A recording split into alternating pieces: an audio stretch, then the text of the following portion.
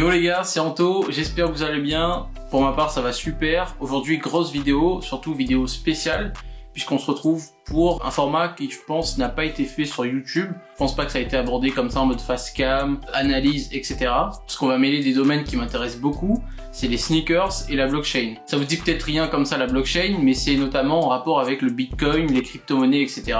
Mais aujourd'hui on va vraiment plus parler de la technologie blockchain et non de l'une de ses utilisations qui est les transactions de crypto-monnaies. On va en fait aborder l'utilisation de la blockchain dans le domaine de la sneakers, des vêtements, des bijoux. Je vous assure que c'est vraiment intéressant puisque ce que je vais vous montrer c'est concret et en plus de ça, nous les passionnés de sneakers, ça nous concerne directement. Le dossier il est bossé, il y a des chiffres, il y a même un partenaire. Ce qui est grave cool, c'est la marque Satoshi Studio qui m'a aidé à préparer la vidéo. Vous en saurez plus dans la suite.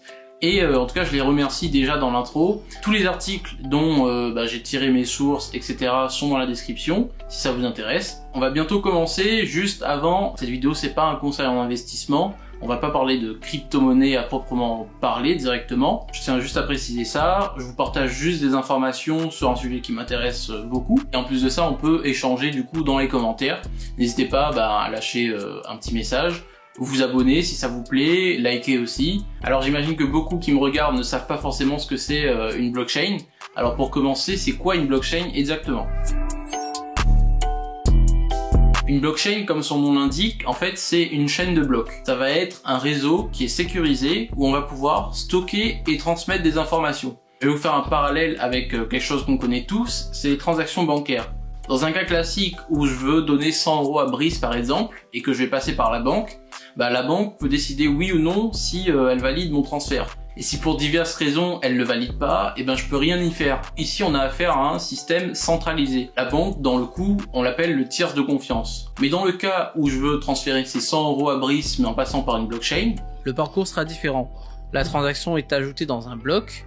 Ce bloc-ci va être partagé au réseau entier, qui lui va l'analyser. Le réseau va valider le bloc de transaction et ensuite le sécuriser. Maintenant, il va pouvoir l'ajouter à la fameuse blockchain pour créer cette chaîne de blocs et ensuite Brice recevra son argent. Et tous les nœuds ont une copie de ces blocs qui constituent la blockchain. Ça veut dire que moi, je peux aller consulter la transaction 3, la transaction 400 028, le tout sécurisé et ça appartient à personne. Et si par exemple une transaction est faite, la transaction est faite et on peut plus rien y faire. Je pense que j'ai pas été trop compliqué, mais en gros c'est comme un gros livre de compte qui appartient à personne, mais que tout le monde peut visionner le contenu, et le tout étant sécurisé.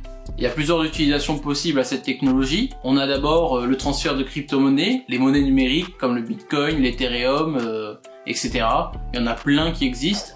Là on va dire qu'on est un peu dans le domaine bancaire du coup. Le domaine de l'assurance, ça va être par exemple l'automatisation de certains remboursements.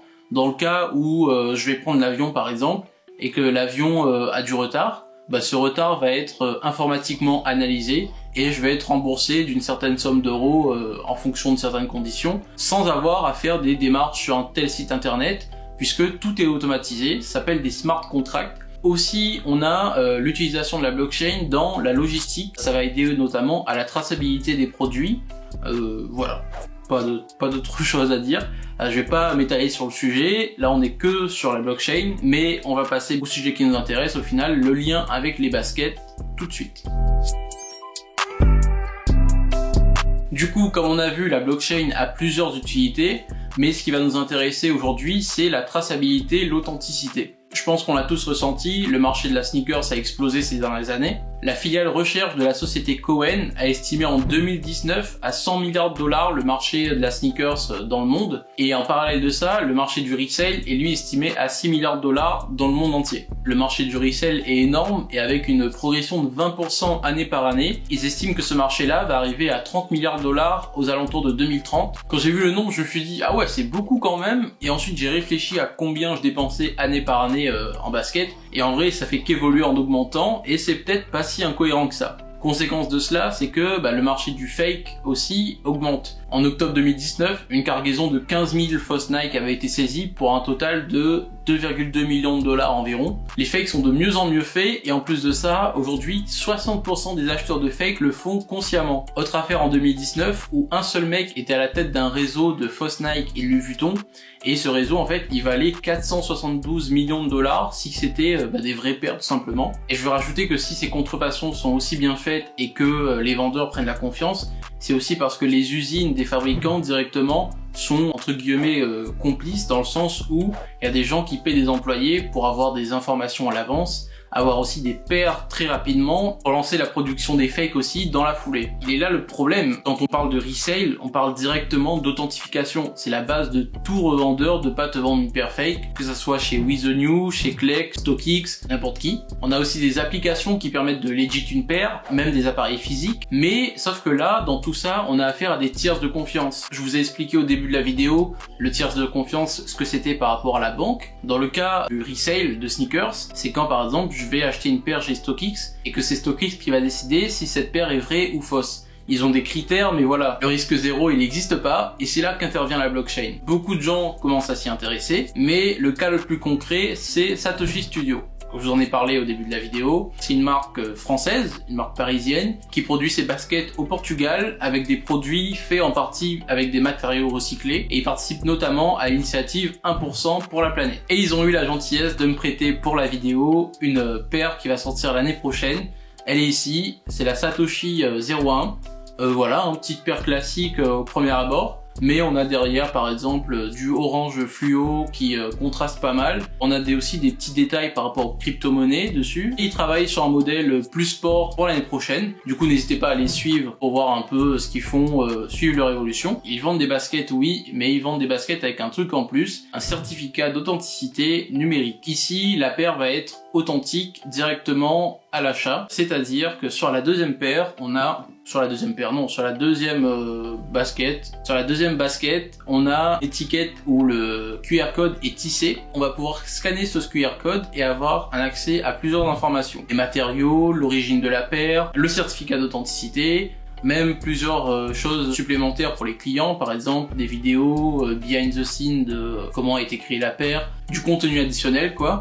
Et en fait, le certificat que vous allez en fait scanner, il sera sur votre téléphone, dans une application. Et en fait, une fois que vous voulez par exemple vendre votre paire, vous avez juste à transférer ce certificat à la personne, à l'acheteur, et il saura directement que la paire est authentique. Et cette transaction-là sera inscrite du coup sur la blockchain comme je vous l'ai expliqué. Et les avantages, c'est la traçabilité, l'authenticité, et la preuve de propriété en fait, et aussi de pas perdre forcément un certificat en papier qu'on aurait rangé dans un tiroir je ne sais où.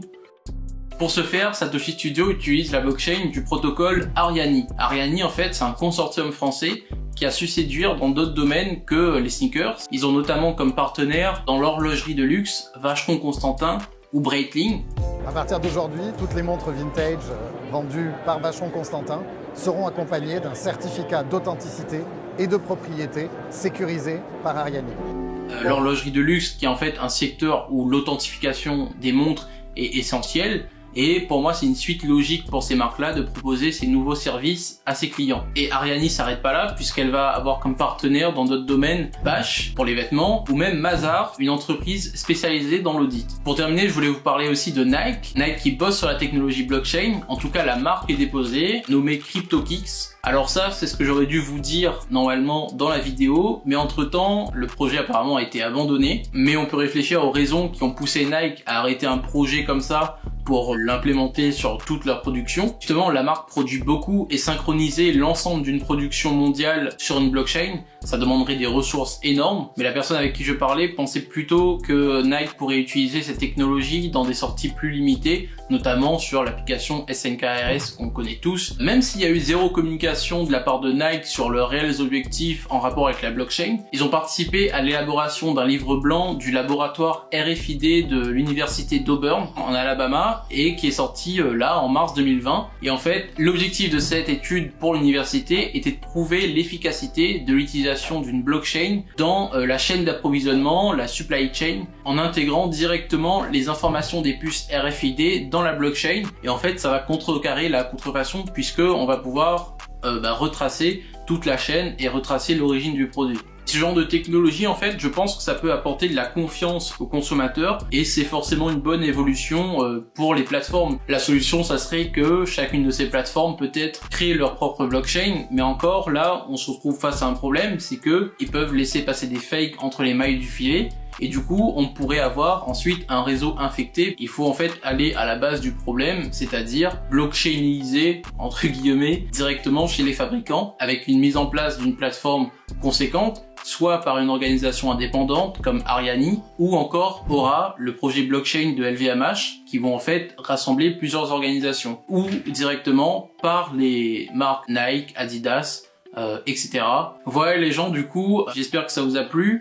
J'ai essayé d'être le plus clair possible et avoir vraiment des exemples concrets. Il y a des infos que je peux apporter, je peux pas aller trop loin non plus, c'est un équilibre à trouver.